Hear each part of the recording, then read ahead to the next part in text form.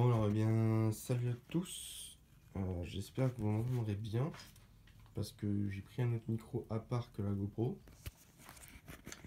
Je vous fais une vidéo pour vous informer un peu de mon avancée sur la moto. Donc là la moto elle est comme ça, elle est entièrement tout démonté parce que j'avais eu en gros Joubouin qui voulait la passer en noir et bleu. Je me suis un peu précipité sur le moteur, j'ai fait quelques erreurs. Première erreur, c'est que j'ai pas eu le temps de voir que l'ancien propriétaire avait foiré le pas de vis de la pipe d'admission. Donc ça m'a déjà, j'ai pas pu le voir, une prise terre. Ensuite, j'ai eu un petit joint de culasse mal mis. Enfin, bref. Donc j'ai redémonté, c'est pas trop grave hein, ça. J'en ai profité pour passer les rayons en noir et en bleu. J'ai graissé roulement, ça c'est important de le faire hein, dès que vous démontez la roue, graisser roulement, graisser l'axe.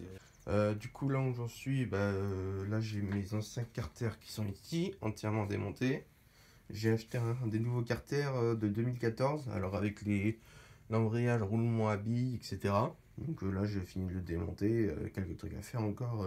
J'ai l'allumage, cylindre et j'ai pignon de vilebrequin.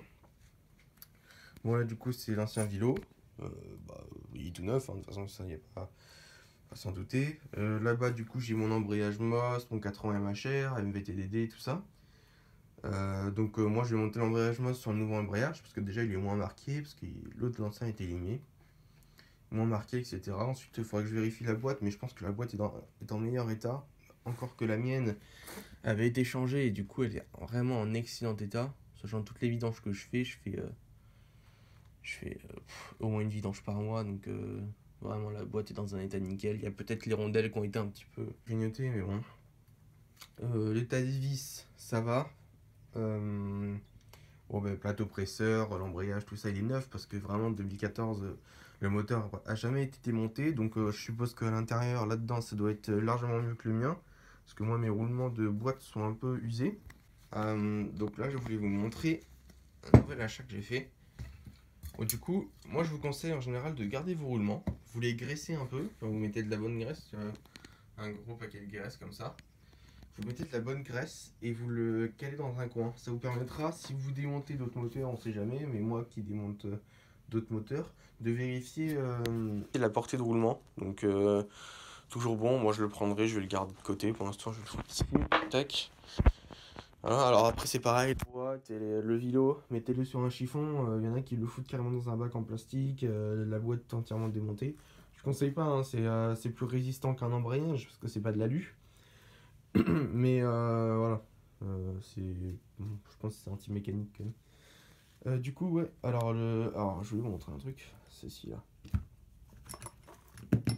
De chez Easy Boost, c'est vraiment quelque chose d'excellent. Je démontais mes moteurs avec en tapant sur le Vilo en fait, ce qui est pas ouf. Et je viens de voir ça sur Scootfast, alors ça coûte 60 balles. Ça permet d'enlever les roulements du vilebrequin. Donc c'est-à-dire que celui-là, il est neuf, hein, il a moins de 5 km vraiment. Il a fait un démarrage et tout. Donc ça me permet de le réutiliser. J'ai enlevé les roulements et voilà. Donc les roulements, celui-là, je là-dedans. Je vous ferai une petite vidéo si sur celui-là, je le ferai. Sinon, je pense que je ferai une vidéo du démontage de celui-là.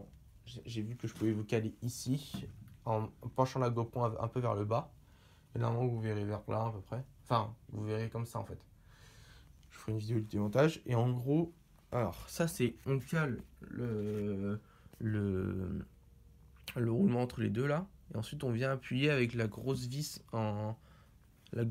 noire là, on la fait tourner, ça appuie, ça retire et ensuite on peut enlever ça là, mettre ces vis là avec des entretoises un peu moins grosses et ça nous permet de se visser sur les deux vis du carter là, ici et de pousser sur la queue de Vilo. Et ça elle pousse sur la queue de Vilo. Et ça c'est pareil, ça ouvre les carters mais d'une facilité. Faut chauffer un tout petit peu parce que sinon ça va forcer sur les portées de roulement. Donc c'est pareil, hein, c'est comme ça en général qu'on baisse des portées de roulement. C'est en forçant dessus à froid. ça gratte de l'alu. Enfin, c'est pas bon. Si ça passe pas, ça passe pas. Faut pas forcer au marteau. Donc, moi, ce que je conseille, c'est tu places l'outil, tu chauffes 1 minute autour. L'outil, lui, il risque rien, hein, parce que c'est que les vis qui sont dedans. Tu graisses, par contre, faut toujours graisser. Tac, tac. Je mets beaucoup de graisse sur la grosse vis noire. Ça évite, ça fait glisser déjà la vis noire sur le vélo. Ça évite que ça nique mon vélo.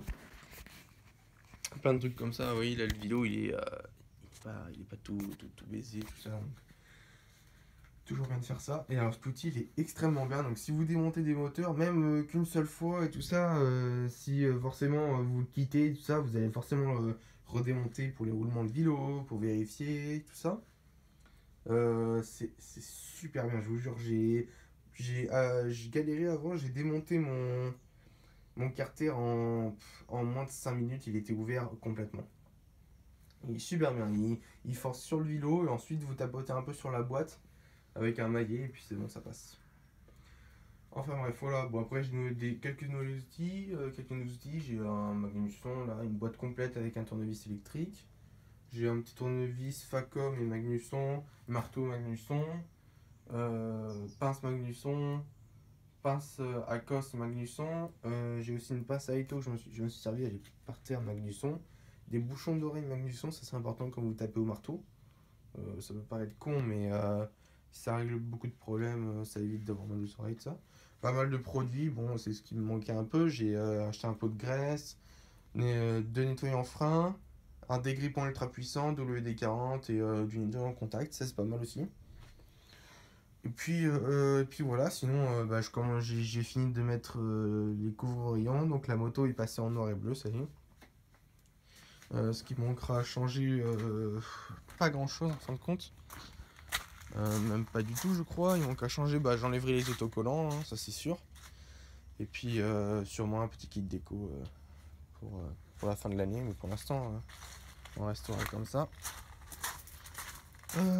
Du coup je vous tiens au courant en faisant des petites vidéos. Je vais envoyer, parce que du coup j'ai un petit problème, donc avec mon grand-père on va aller voir pour enlever l'allumage, parce que avec un arrache au volant impossible, le truc doit être grippé.